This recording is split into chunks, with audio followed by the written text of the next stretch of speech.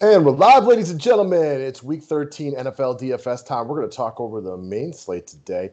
I'm a little sad that we got no Thursday night football tonight, but we had Wednesday afternoon football. So as the world continues to turn, we'll just get ready for this main slate on Sunday. What a shitty game yesterday.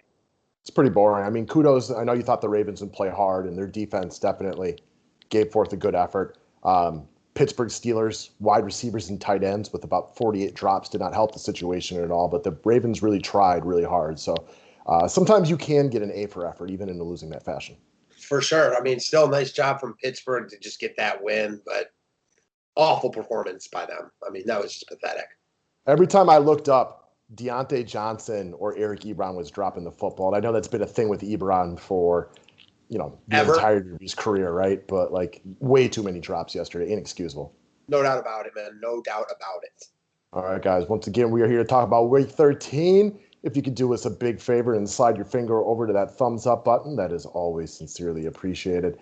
The current 5-pack promotions that we are running this week, we're going to stick with the NBA package. We still got a spot available for anybody looking to do the NBA DFS thing this year with the 5-pack. That would be the full season, playoffs included, one-time payment, ship it via PayPal or Venmo to the addresses below. And if you want the rest of the NFL season, only $49. Once again, use the PayPal or Venmo addresses below, and we'll hook you up with a membership for the rest of the year. Both of these packages would include the playoffs. And if you're looking for other ways to get involved with the 5-pack, never forget show sponsor Overlay Fantasy Sports. I know a lot of you guys have heard me and Matt talking about this for a really long time now, but if you have been on the fence for a long time and you want to sign up to play on Overlay, do that. Send that screenshot of your new deposit for new players over to me, and I'll get you a free membership to the 5-pack. And check out the video I made earlier. I got a matchup shop pick that I like a lot, featuring one of your Cleveland Browns, who I'm big on this weekend. We'll actually talk about here again momentarily. Sweet. Let's get it, man. All right. Like the video if you can. Subscribe if you're new to the station. Speaking of things I like, let's talk about my boy, Aaron Rodgers, quarterback of the Green Bay Packers, having an MVP type of season. Not saying he'll win the MVP because I currently have him slated as second. But as I heard somebody say yesterday, in about 75% of years, he would be the MVP right now. It just so happens we got somebody in the AFC who's really, really good at the game of football. Yeah, no doubt about it. Man, it's hard to say anyone is better than Mahomes, but Rodgers he's right there. It's still Aaron freaking Rodgers, right? Right. He's been amazing this year. If you take out the Tampa game, which was like by far the worst that he's played all year. Didn't even look like the same guy out there. When he threw that pick six, he looked shell-shocked. He's got 23-plus DK points in every other game with the exception of that game. And the game at Detroit where Aaron Jones just went insane and he had nothing to do, right? Like they lost Devontae in the first half. Aaron Jones broke out a long touchdown run. They were up from the jump. He still had 19 points, which you'll take as a floor. For my money, like he's way too cheap this week, and there's no Mahomes. Seattle is now running the ball and is probably a very heavy home favorite against a Giants team that likely won't have Daniel Jones. Kyler Murray with 2 R's, not with 3, as I wrote it there, is not 100% in my eyes. Plus, he's got to go against the Rams. Josh Allen isn't here. And now Deshaun Watson, Kenny Stills is out, and Will Fuller is suspended. So, like, for me, at 6,800, Rodgers just seems like a real high floor and high ceiling play. Yeah, he's just way too cheap, especially considering all the points you mentioned. No Mahomes. Wilson isn't necessarily in a great spot himself. Murray hasn't been 100% recently. There is no Josh Allen. All these other guys have reasons not to like them. Aaron Rodgers doesn't have any of those, and he's too cheap. So yeah. I get it. It makes sense in all formats, man. Being a Green Bay resident, obviously we got other, DFS weather touts to talk about it. But the 2 games this year where it was hard to look at Rodgers was the game against Jacksonville and the game against Minnesota, where he had 40-mile-an-hour winds. It doesn't seem to be an issue this week. And it's going to be cold, but you know what? They're used to playing in the cold in Green Bay. I live here. It's always cold. There's no wind or precipitation issues, so there's no reason to be scared off by that. And I'm not a big narrative guy. Obviously, we've talked about this. But, like, Green Bay's still playing for the number 1 seed. And if you're looking for an extra little lead in the pencil, an extra bullet, in the chamber, he's got an MVP push right here. If that could be the reason to throw it on, if that's the reason to throw it on 1st and 3rd into the end zone as opposed to run it, hey, it could be one little thing that could help you this week. I mean, right now it seems like the MVP is a 2-man race between Mahomes and Rodgers. Wilson third probably, but I think right now Mahomes might be the leader. Oh, for sure. I would say Mahomes is undoubtedly the leader. They've lost one game. He's awesome. We all know how good Patrick Mahomes is.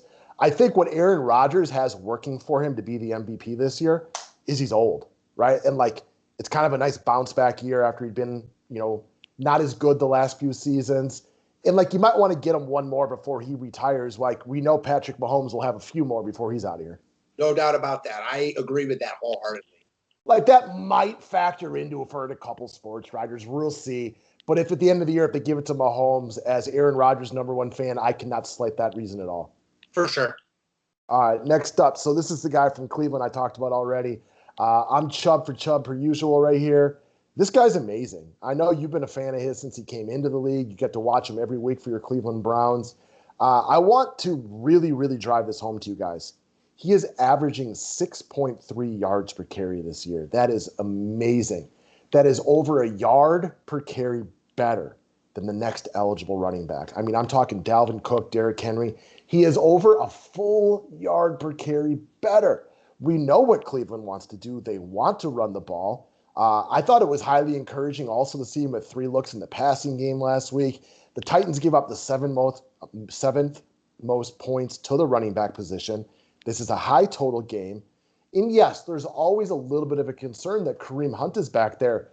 But as good as Kareem Hunt is, Nick Chubb is like a full level better in my opinion, and he gets 20 touches every game. Yeah, I don't know if he's a full level better than Kareem Hunt. I think they're both very good. But I also know that Kareem Hunt is coming in with very low ownership projected-wise at the beginning of the week. Kareem Hunt or Nick Chubb? Nick Chubb.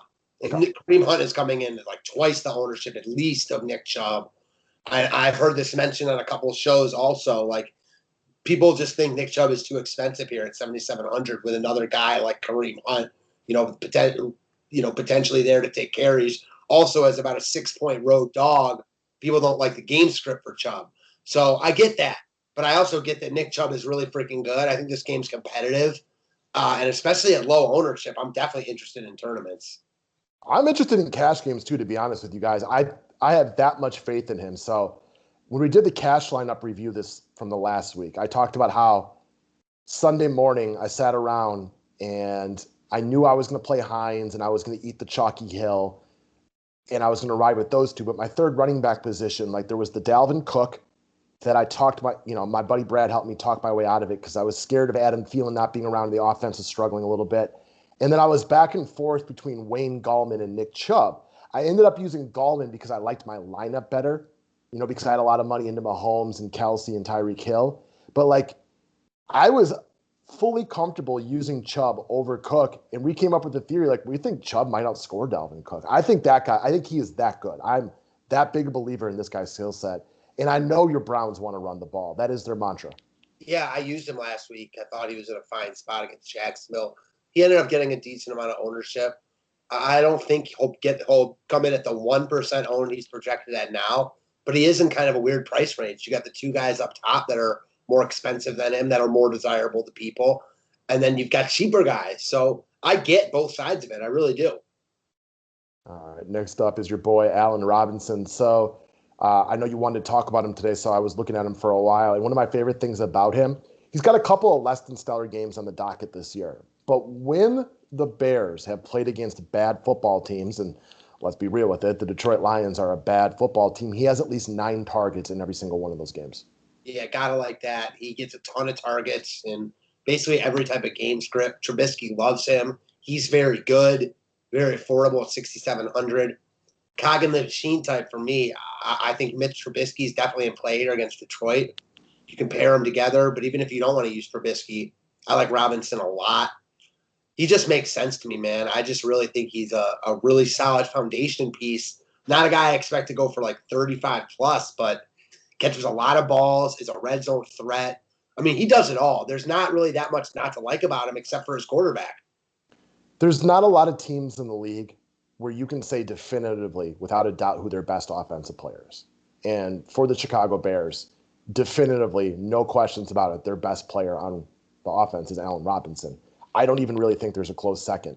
I'll call David Montgomery at best an average running back. Obviously, they're not great at the quarterback position. They're number 2 and 3 wide receivers. I mean, Anthony Miller, I guess, isn't terrible. I like the rookie Mooney, but like Allen Robinson is this offense. He is by far their best player. Agreed. Couldn't agree with you more. All right, next up, I'm going to go back to a guy that we talked about for the Thanksgiving Day slate who is now in an even better position to succeed as, some bad things have happened for the Texans. Cobb is on the IR. They cut Kenny Stills. Will Fuller is now suspended. So a dude that's spent a couple of years in the doghouse is now the number 2 wide receiver for the Texans at only $3,500. Even though he is the number 2, he's a guy that runs most of his patterns out of the slot, which means he runs more completable types of routes. They didn't need him a lot on Thanksgiving. He didn't ruin your lineup, but they just didn't need him a lot as Will Fuller went ham. Well, Will Fuller ain't there anymore. And the one thing I know about this game is I don't think the Texans are going to have any luck running the ball, which means they're going to have to throw it. And while I don't think they're going to be very efficient, they're going to be throwing all game with a very, very good quarterback, which means I like a slot wide receiver for $3,500 against the Colts team that probably brings a very good effort. And maybe that's a good thing. Maybe they get up in this game and Deshaun Watson chucks it 45 times. Yeah, agreed, man. You got to like basically any number 2 wide receiver for Deshaun Watson that's just affordable. I mean, that's what it really comes down to. He's really good. Even if Indianapolis, really plays really well on defense and D's up and Houston struggles, he'll extend some plays. I expect COUTEE to get open in the middle of the field. Even if he doesn't have a monster game, he's only 3,500. I expect him to catch 4 or 5 balls here. Maybe he finds the end zone. Maybe he breaks one of those big, nice cog type, nice filler piece at 3,500, man. Just so cheap. On a week where there's some high-priced running backs that you're going to want to get into your roster or at least consider, it's nice to have at least one pay-down option at the wide receiver position. And he's not terrible. He also returns, does some returning on the special teams, which gives you another opportunity. Maybe he breaks one. It's just a tiny little 1% reason that maybe he can get you 6 extra points in some shape, way, or form. And what I like about this too is let's say the Colts play terribly. Well, that's good for him. Or if the Colts play well and get up, that's not terrible for him. There aren't a lot of game scripts where COUTEE cannot be involved. You think that they're going to run it 30 times at Duke Johnson? No. So Deshaun Watson is their best player, is going to have to throw it. Yeah, it's definitely hard to see a game script like that. I'm with you. All right, last up, Corey Davis of the Tennessee Titans. I think one of the key factors here, this is a high total game. And even though Davis may not be a guy you think of automatically as consistent, he's got 9 double-digit performances this year. That's a high amount of games he's played. You put his numbers next to A.J. Brown's, and I know I sent you that breakdown. You'd think one was A.J. Brown and one was Corey Davis, but you switch them around, and that's actually who they are. Davis has been very productive this year. He's got 3 scores now. He's got over 600 yards. He's going to come close to, if not get to, an 1,000-yard season. Very affordable at 5,100. Another reason I like him is this game has a lot of potential with a high total, as you mentioned. A lot of people are going to use Derrick Henry, and I get it. It's coming off a monster week. They're 6-point home favorites. He looks awesome here. I think you can look at some of the passing game with Henry or as potentially a pivot in tournaments. And Davis is a guy I think the Browns are really going to struggle with. They still don't have Denzel Ward. I think both Tennessee wide receivers are firmly in play. A.J. Brown now priced up as a number 1 wideout, though. He's priced very expensive. Corey Davis still sitting here in the mid-tier. I like him a lot in this spot, and I don't think he gets much love at all. No, I wouldn't think he would either. This is an intriguing game to look at from a DFS perspective. From a real-life football perspective, how do you think this game plays out? I know it's hard not to be emotional about your Browns, especially when they're kind of pushing for their first playoff appearance since the late 1700s. How do you think this game plays out? It's hard for me to see the Browns winning this game. I think Tennessee's the slightly better team. I agree. The Browns, they get Myles Garrett back, but no Denzel Ward. They're missing Ronnie Harrison. Arguably, their 2 best players in the defensive backfield. These teams like to do similar things. I think Tannehill's better than Baker Mayfield right now. The Browns are better at some other positions, but I'll say this. If the Browns win this game, I'll be very impressed. It would be a big win for the Browns, which are a very difficult team to try to decide how good they are. To gauge, yeah. It's very difficult to gauge how good the Browns are. They're 8-3, but if you put them up against a hard schedule, would they be 3-8? Like, I always go by, what Bill Parcells said, you are what your record is. But the same token, like next year, they're going to have a much harder schedule. And to think they're just going to be 8-3 or be good just because they're good this year is delusional.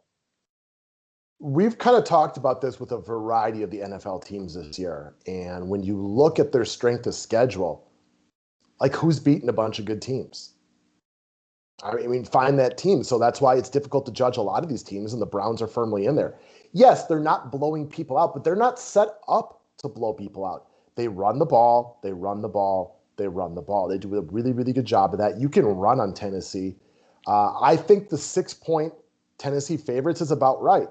But I think it's a competitive game. Like, I think these teams, I could see Cleveland being down, 3 to 10 points for the majority of the game as being about a one-score deficit type of team. I think there could be some offense in this one. I could see Henry and CHUBB both going off in this situation. I could see the play action working and Davis or Brown hitting big plays right here. I'm intrigued by this game about as much as any NFL game this year. Well, this week. And also, who are the Titans? Yeah, both these teams are similar, man. Like, I think that the Titans are slightly better, but they're both on the same level of team. Like, they're close enough. I think both these teams are much better offensively than defensively as well. Yeah, I mean, one thing Browns have over Tennessee, they got a pass rush with Myles Garrett back. Tennessee doesn't have a pass rush.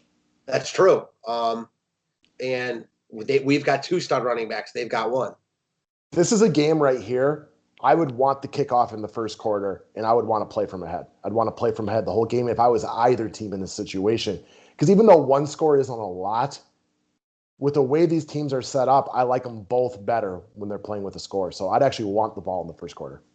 Yeah, I don't disagree with that one iota. So we've got a couple of stud running backs going after it. I think the running games are what people look at right here, but you're right. Like, I don't think Corey Davis gets much love. And it's hard to roster A.J. Brown at that price tag. Very hard to roster him at that price tag. I mean, he's got GPP upside, but, he is very expensive now. Yeah, I mean, he's worthy of being more expensive than Davis because he's the guy who scores touchdowns, right? I get that. But, like, that's a big price tag to spend on a guy. Like, it's a lot easier to hit upside on 5,100 than it is. I forget its exact price tag, but it's way up there. Yeah, exactly. I think he's like 7,600. He does deserve to be more expensive than Davis, but I don't think this much more expensive. It's a pretty drastic difference, a $2,500 right? difference. Yeah, like a big one. And he's better than Corey Davis, no doubt about that. But Corey Davis is no slouch. Yeah, exactly. We see this eye to eye. A.J. Brown's a stud. He's better than most receivers. Unless you're in a conversation with Julio and DK and Hop, I mean, he's better than most guys.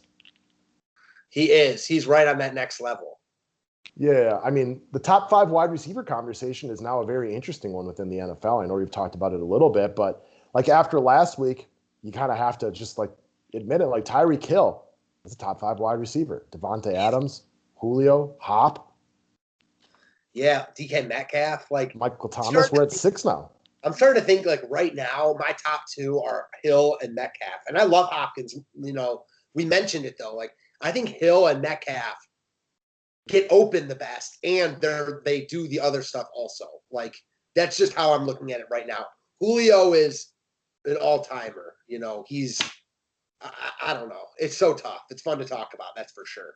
Yeah, I think if you went around and asked the NFL players, like I think Julio would get mentioned as the top wide receiver the most. Yes. But is he still the top wide receiver? Are we going off name recognition right now? I agree with yes and yes. I agree that most NFL players would say that, but I don't think that right now, like he's the best. I mean, they're also like not really into it. Maybe he still is. I'm sure they know better than we do, but I don't know. If I were starting a team, I guess like today, it's hard to say I'd pick anyone over DK Metcalf. I mean, Tyreek Hill's right there too. I don't know how old Tyreek Hill is though.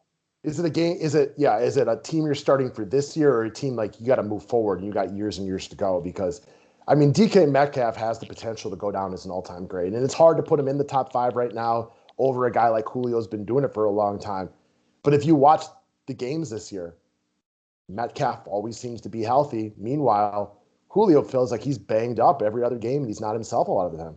Yeah, exactly. And that matters. I mean, there's only 16 games a year. Like, that matters. Julio has been perpetually banged up for a good portion of his career. And I know he toughs it out because he's a tough guy and he plays a lot of times, but he's not always 100% Julio. I was hearing a Keenan Allen interview where like he was on like a TO show or something last week, and they asked him who his top 5 wide receivers were in the NFL. You know, obviously he thinks he's number 1, but aside from him, Julio, Hopkins. I can't even remember who the other ones were, but his 5th was AJ Green. And right when, I literally was like, okay, you don't know what you're talking about. Like, you play, but you don't know what you're talking about, right? AJ Green is not the best receiver on his team at this point. I mean, seriously, like, there is no way anyone who I knew you'd get a kick out of that. Well, whatever he's smoking, he should pass it along to everybody else because that's some pretty good shit. There's AJ Green. Of all the names to throw out, right? I mean, I like Keenan Allen. I think he's firmly like he works his way into those top 10 wide receivers after a lot of the guys that renamed.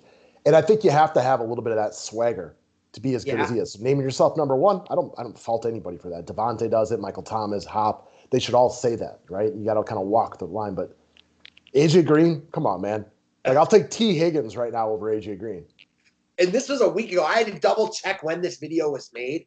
Like, I'll never think about Keenan Allen and not think about this now. It's so funny. So if you were to kick somebody like we named, Hop, Julio, Michael Thomas, Devontae Adams, Tyreek Hill, DK Metcalf, like, you got to kick somebody out of your top 5. Who are you kicking out? Ooh, that's tough, man. Honestly, like, and it's just tough to say. I don't think you'll agree with this. And I think he's really good, and I love him. But Michael Thomas is the first guy that comes to mind. Well, the recency bias makes it real. Yeah, we haven't seen Michael Thomas be Michael Thomas this year. So the recency bias that on the loan, like, I can understand that because part of that crossed my mind as well. And then there's the part of me is like, am I going to put DK Metcalf 1.5 years into his career ahead of somebody like Hopkins, who has been doing it for a long time, or Devontae Adams, who is, cannot be covered, you know what I mean? Like, it's a tough one to break down. I like Tyreek Hill. Like, he gives people fits. You cannot be covered one-on-one. I was never a Tyreek Hill was like, a top 5 wideout guy, but I'm sold. Like, how could he not be? You know what I mean? Right? Like, just because I want to throw a jump ball to him, okay, I get it. I'd rather throw a jump ball to DeAndre Hopkins.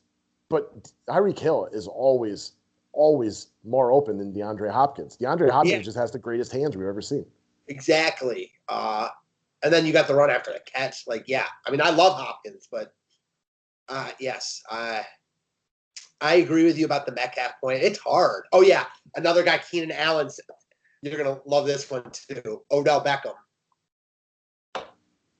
Based on what, 1 catch 6 years ago? I know. I just couldn't believe it. That's who he's saying on the top is in the top 5 right now. Odell and AJ Green. Well, that's just silliness at its finest. Like, I can at least understand, like, Odell's had some big years and you think maybe in a different system. Like, if Odell all of a sudden took Devontae Adams' job and he was the number 1 in Green Bay working with Aaron Rodgers and they had rapport, he'd probably be awesome still. But we haven't seen that in a long time. Yeah, exactly. So I'm with you. Like, who else made this list? Plaxico? Yeah, right. Well, no, AJ, Odell, Joe Horn, and Torrey Holt. Yeah, right. Julio, Hopkins, and he mentioned the Tampa guys, but I think he moved on from them. And T.O., he was like, my top 2 are Julio and Antonio Brown. At least with Antonio Brown, you can make the rational case he's been out of the league for a while, but the last time we saw him with any consistency, he was the best wide receiver. Okay. It's funny that he doesn't even get mentioned when we talk about that, though, and he shouldn't. No, he doesn't deserve to be right now. Plus, he's a head case. There is something to be said about intangibles, and his are not good right now. No, not even a little bit. It sounds like if Keenan Allen got to keep listing, he'd probably put Larry Fitzgerald as number 6. Seriously, I just couldn't believe it. Or Larry Fitz from 10 years ago? But how out of touch are you to be doing a top 5 wide receiver list and you're naming Odell Beckham and AJ Green? I seriously had to go back and see when this video was released. That's kind of crazy. All right, guys. A little off topic here, but it's at the end, so no big deal. Hope you guys enjoyed it. I'm looking forward to the NFL slate on Sunday. Hopefully we keep the money train rolling over here. If you'd like to sign up for a membership, monthly memberships, you'll be all set to go for when NBA starts in a couple of weeks. So to include both sports. Lifetime passes are up there as a one-time payment. If you're looking to spoil yourself for Christmas, go ahead and do that. Outside of that, click the thumbs up button if you're still listening, and thank you guys for watching. Thanks, guys.